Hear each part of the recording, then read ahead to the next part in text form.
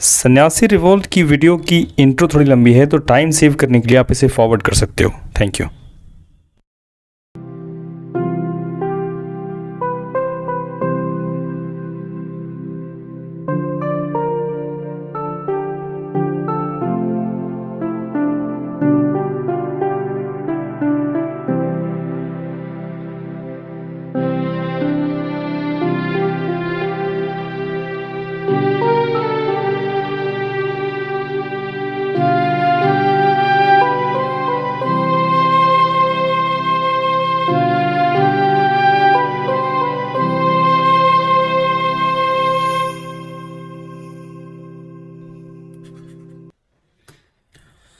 Hello and welcome to evaluation IAS. Modern history की series में आज का जो टॉपिक है, देखो जितने भी रिबेलियंस हुए, रिवॉल्ट्स हुए बिफोर 1857 रिवॉल्ट, उनमें से एक जो सबसे इंपॉर्टेंट था, हालांकि ये पहला भी कह सकते हैं, the first major rebellion against Britishers was Sanyasi revolt. जानेंगे वारेन हेस्टिंग्स का क्या रोल था इसमें।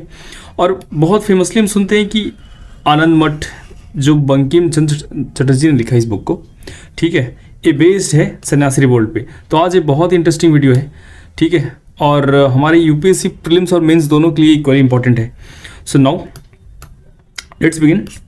सो उससे पहले देखो, एक क्वेश्चन का आंसर करो जरा, कमेंट करके बताओ। देवी चौधरानी ये एक कैरेक्टर है, ये कैरेक्टर है सन्यासी रिवोल्ट में। तो इन देवी चौधरानी के ऊपर जो बुक लिखी गई, उसके ऑथर कौन है, आप मुझे कमेंट करके बताओ। इसका जो आंसर है आपको वीडियो के एंड में मिल जाएगा। सो नाउ लेट्स बिगिन। अब देखो बैकग्राउंड समझते हैं। सन्यासी रिवोल्ट जो है, रिबेलियन है, ये कहाँ पे हुआ बेसिकली? ये बंगाल का है, मुर्शिदाबाद। बंगाल के मुर्शिदाबाद में जो फॉरेस्ट रेंज है, बैकुंठपुर फॉरेस्ट, वहाँ पे कुछ श्राइन्स है। ये रीजन इस रिवोल्ट का हॉट स्पॉट था। यहाँ पे इसे कह सकते हैं ईपी सेंटर ऑफ द सन्यासी रिबेलियन। क्या फैक्टर्स थे, मैंने जानेंगे। अब टाइमलाइन देखो तो 1770 से लेके 77 तक बेसिकली देखो, ये सारे इवेंट्स स्टार्ट होते हैं बैटल ऑफ बक्सर 1764 के बाद। उसके बाद में इंडिया की पॉलिटी में एक बहुत बड़ा चेंज आया, ब्रिटिशर्स को दीवानी राइट्स मिल गई, ठीक है। उसके क्या रिपरकशंस हुए, उनमें से एक था सन्यासी revolt.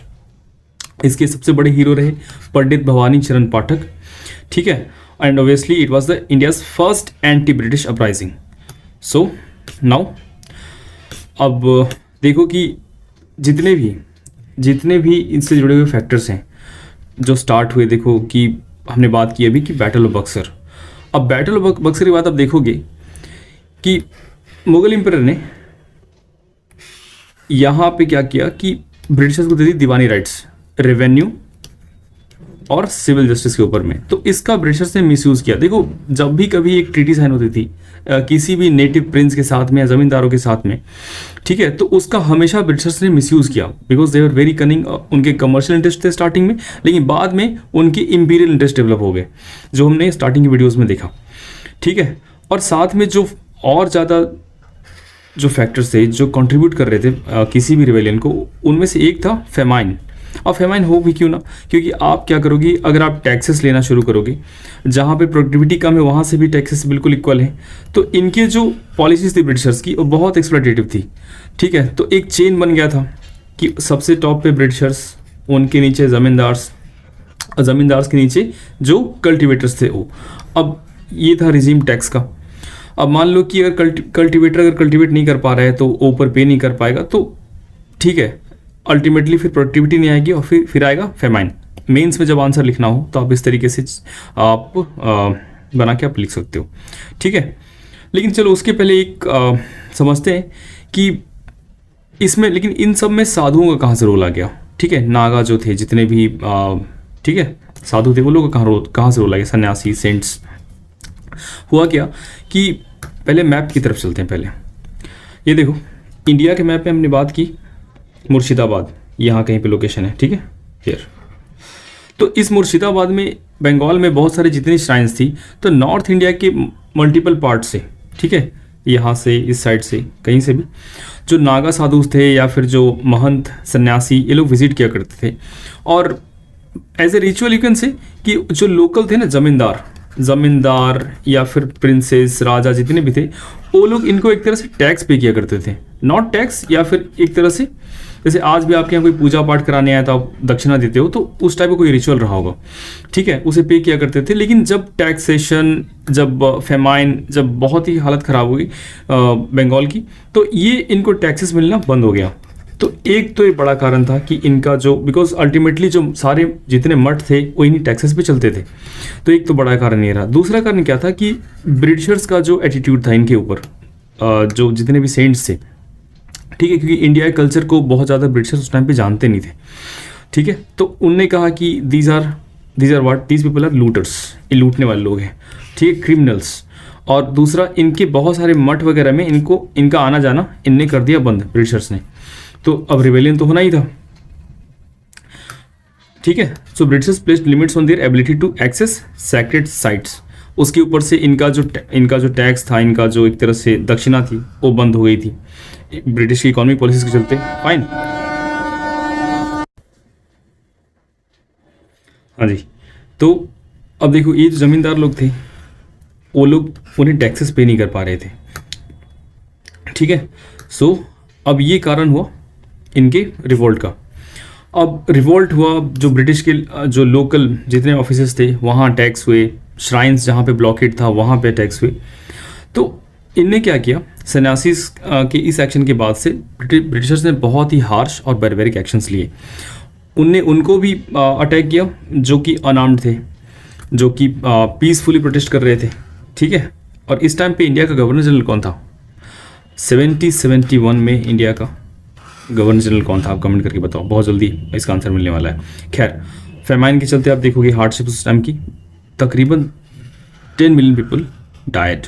Y? It's due to famine. Again, British की जो इकोनॉमिक पॉलिसीज थी उसके कारण से, ठीक है। तो अब ये देखो, उस टाइम का जो गवर्नर जनरल था वो था वारेन हेस्टिंग्स। अब वारेन हेस्टिंग्स ने क्या किया? वारेन हेस्टिंग्स ने बिल्कुल तुगलकी फरमान सुनाया, बोला कि चलो यहाँ पे जो सामने दिख रहे हैं 150 के आसपास में जितने सन्यासीस हैं इनको एग्जीक्यूट कर दो, मार दो।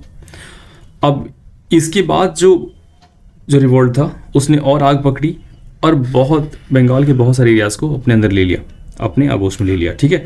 सो लगभग 50 साल तक चला और 1820 में फाइनली जाके ये रिवोल्ट है जाके एंड हुआ।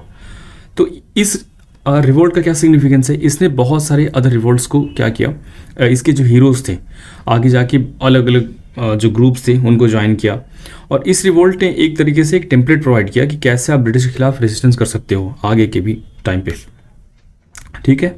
तो अब देखो कि इसके कुछ जो प्रीलिम्स के लिए इंपॉर्टेंट फैक्ट्स है, देखो हमने कुछ पॉइंट्स ऊपर में डिस्कस किए, वो मेंस में काम आएंगे।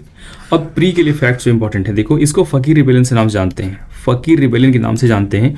और यहाँ पे जो इंडिया का उस टाइम पे सेक्युलर आर्किटेक्चर था उसको भी डिस्प्ले करता है, क्योंकि हिंदू मुस्लिम्स दोनों, फ़कीर वर्ड जो है हिंदुइज्म में बहुत ज़्यादा आप इसका नाम सुनोगे नहीं, सूफिज़म में सुनोगे, इस्लाम में सुनोगे। तो why? Because of inclusion of Muslim ulemas and all, ठीक है। तो यहाँ पे जो नाम देखो, चिराग अली, मजनून शाह, ठीक है। लेकिन सबसे बड़ा नाम क्या था इसमें? भवानी पाठक, जिनने स्टार्ट किया था, ठीक है। अब देखो एक और एंगल है, वेमेन का एंगल है, Devi Chaudhurani, she was a women, और उनने इस सन्यासी रिवोल्ट में कंट्रीब्यूट किया था। ब्रिटिश के खिलाफ इनने लड़ाई लड़ी थी, किसके अंदर? सन्यासी रिवोल्ट के बैनर के नीचे, ठीक है। तो ये सारे इसके पॉइंट्स हैं। और ऑब्वियसली देवी चौधरानी जो नोवेल लिखा गया बाद में बंकिम चंद्र चटर्जी के द्वारा, वो इन्हीं के ऊपर था, राइट। सो ये था बैकग्राउंड सन्यासी रिवोल्ट का। अब इसका आंसर देखो, ऑब्वियसली बंकिम चंद्र चटर्जी है, राइट। और कुछ और बातें गाइस, देखिए अब 1857 के पहले के जितने रिवोल्ट्स हैं उनमें से एक तो हमने आज किया, अभी अगला है पैका रिबेलियन, उसके बाद अहोम रिवोल्ट, ठीक है, 2-3 और होंगे, उसके बाद हम आएंगे 1857 के ऊपर में, and then we will complete the modern history series, ठीक है। अगर सीरीज़ अच्छी लग रही है तो आप हमें कमेंट करके बताएं, हम कहीं अगर इम्प्रूव कर सकते हैं बताएं। और देखिए जो वीडियो की प्लेलिस्ट है, जितने वीडियोज़ हैं हमने अपलोड किए आपके लिए, उसकी प्लेलिस्ट में आप जाएँ, देखें कोई काम की वीडियो मिलती है क्या। ऑब्वियसली आपको कुछ न कुछ तो मिलेगा जो आपके एग्ज़ाम के लिए रिलेवेंट है। हमने बहुत मेहनत की है मॉडर्न हिस्ट्री के लिए, देखो फिर मेंस के स्पेशल बनाए हमने, राइट। एसे के लिए वीडियोज़ हैं, तो आप जाके देखिए, कमेंट करके बताइए अगर हम कहीं इंप्रूव कर सकते हैं तो। Thank you.